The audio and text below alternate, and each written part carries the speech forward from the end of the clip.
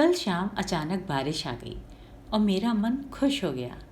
मिट्टी की सौंधी सौंधी खुशबू से बढ़कर आखिर जिंदगी में और क्या चाहिए। तभी कहीं से आवाज आई, ये क्यों आ गई बेमौसम बरसात। सुनते ही मैं मुस्कुराने लगी कि कैसे एक ही चीज़ के मायने अलग अलग लोगों के लिए अलग अलग हो जाते हैं। जिस फुहार ने मुझे एक नए एहसास से भर दिया था, उन्हीं बूंदों ने मेरे पड़ोसी के लिए न जाने कौन सी समस्या खड़ी कर दी थी। किसी भी घटना का हमें खुश करना या परेशान करना इस बात पर निर्भर करता है कि उस समय हमारी परिस्थितियाँ और हमारी मानसिक स्थिति कैसी है। अच्छी मनोदशा में सब कुछ अच्छा लग सकता है और खराब मनस्थिति में सब कुछ बुरा ही नज़र आता है।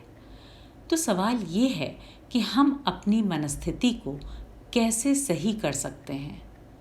सबसे पहले हमें ये जानना होगा कि किस गतिविधि अथवा किस परिस्थिति में हमें खुशी मिलती है और क्या करने से या कौन सी स्थिति में हम असहज हो जाते हैं। ये दोनों ही बातें हमें अपने लिए कहीं लिख कर रखनी होंगी। जब कभी किसी रोज़ कुछ कठिनाइयाँ आएँ तो हमें मन ना होने पर भी अपने मन को अच्छा करने वाली गतिविधि को करना होगा। फिर अपने आप को संभालने के बाद शांत होकर हमें अपने सामने विकल्पों के बारे में सोचना होगा और सबसे ज़्यादा उपयुक्त और अनुकूल कार्य को करना होगा। मुश्किल तो ज़रूर होगा, फिर भी यदि हमें आत्मसंयम सीखना है तो ये तो करना ही पड़ेगा। शुरू में कोशिश करेंगे और फिर धीरे धीरे आदत पड़ती जाएगी। कुछ महीनों बाद हम पाएंगे कि हम अपनी मनस्थिति को नियंत्रित कर पा रहे हैं। जब यह स्थिति आने लगती है तो हम पाते हैं कि हमारे दुख पहले के मुकाबले कम होने लगे हैं। इसका कारण ये है कि कठिन समय में हम पहले से अलग नई प्रतिक्रिया देने लगे हैं। हमारी दृढ़ इच्छा शक्ति से दी गई नई प्रतिक्रिया के कारण अब परिणाम बदल जाते हैं। हमारी नई सोच हमें एक नया फल दे जाती है। इसका ये मतलब भी है कि अब हम विपरीत स्थिति को बदलने में सक्षम होने लगे हैं।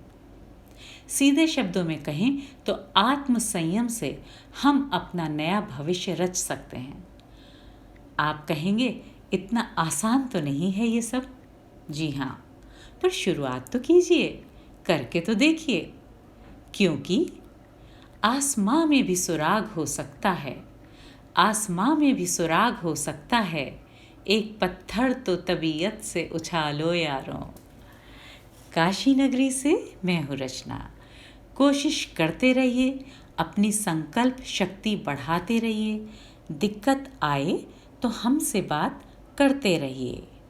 नमस्कार।